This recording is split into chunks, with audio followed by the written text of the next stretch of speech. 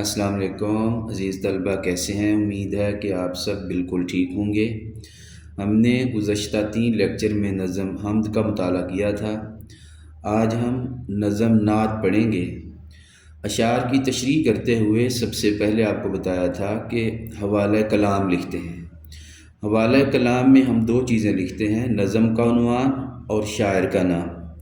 تو آئیے سب سے پہلے ہم شعر نمبر 1 پڑھتے ہیں۔ دل جس سے زندہ ہے وہ تمنا تم ہی تو ہو، ہم جس میں بس رہے ہیں وہ دنیا تم ہی تو ہو۔ تمنا، آرزو، بس رہے ہیں، جی رہے ہیں۔ سب سے پہلے ہم اس کا مفہوم سمجھتے ہیں۔ میرا دل جس کی محبت اور آرزو سے زندہ ہے وہ نبی کریم صلی اللہ علیہ وآلہ وسلم کی ذات ہے۔ ہم جس دنیا میں رہ رہے ہیں وہ دنیا اللہ تعالیٰ نے آپ صلی اللہ علیہ وآلہ وسلم کے لیے بنائی ہے، اور ہماری دنیا آپ صلی اللہ علیہ وآلہ وسلم ہی ہیں۔ اس تشریح طلب شعر میں شاعر کہتے ہیں کہ میرے دل میں ہر وقت جو خواہش زندہ رہتی ہے وہ نبی کریم صلی اللہ علیہ وآلہ وسلم کی ذات اقدس ہے۔ میرا دل ہر وقت آپ صلی اللہ علیہ وسلم کی محبت سے بھرا رہتا ہے۔ میں آپ صلی اللہ علیہ وسلم کی محبت کا طلبگار رہتا ہوں۔ میری زندگی کی سب سے بڑی خواہش یہی ہے کہ مجھے نبی کریم صلی اللہ علیہ وآلہ وسلم کی محبت نصیب ہو، میری ساری زندگی آپ صلی اللہ علیہ وسلم کے عشق و محبت میں گزرے۔ شاعر بیان کرتا ہے کہ میرے دل کے دھڑکنے کی وجہ نبی کریم صلی اللہ علیہ وآلہ وسلم کی محبت ہے۔ اگر یہ محبت نہ ہو تو دل دھڑکنا بند کر دے، اور دل کی دھڑکن زندگی کی امانت ہے۔ جب دل دھڑکنا بند کر دیتا ہے تو زندگی ختم ہو جاتی ہے۔ اگر نبی کریم صلی اللہ علیہ وآلہ وسلم کی محبت ہے تو دل زندہ ہے، وگرنہ دل مردہ ہے اور زندگی بیکار ہے۔ شاعر بیان کرتا ہے کہ یہ دنیا جس میں ہم رہ رہے ہیں اللہ تعالیٰ نے آپ صلی اللہ علیہ وسلم کے لیے پیدا کی ہے۔ پوری دنیا کا مرکز و محور آپ صلی اللہ علیہ وآلہ وسلم کی ذات گرامی ہے، اور آپ صلی اللہ علیہ وسلم کی محبت و اطاعت ہی ہمارا سرمایہ ہے۔ ہماری دنیا آپ صلی اللہ علیہ وآلہ وسلم ہی ہے۔ حوالہ شعر میں آپ لکھیں گے، کب تک رہے سینے میں تمنائے مدینہ، کب تک دل بیتاب کہے ہائے مدینہ۔ دوسرا شعر لکھیں گے، آرزو ہے کہ تیرا دھیان رہے تا دم مرگ، شکل تیری نظر آئے مجھے جب آئے اجل۔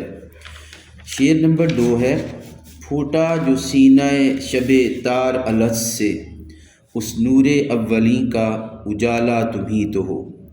پھوٹا ظاہر ہوا، نمودار ہوا، سینہ شب اندھیری رات کا دل۔ الست، کیا نہیں ہوں، اصل میں یہ لفظ تھا، الست بربکم، کیا میں تمہارا رب نہیں ہوں۔ اس نور اولین، نور اولین سب سے پہلا نور۔ تو سب سے پہلے ہم اس کا مفہوم سمجھتے ہیں۔ جب سب سے پہلے اللہ تعالیٰ نے روحوں کو مخاطب کر کے جہالت و گمراہی کی تاریکی کو اپنے نور یعنی ایمان کی روشنی سے منور کیا، تو وہ پہلا نور آپ صلی اللہ علیہ وآلہ وسلم کی ذات گرامی ہے۔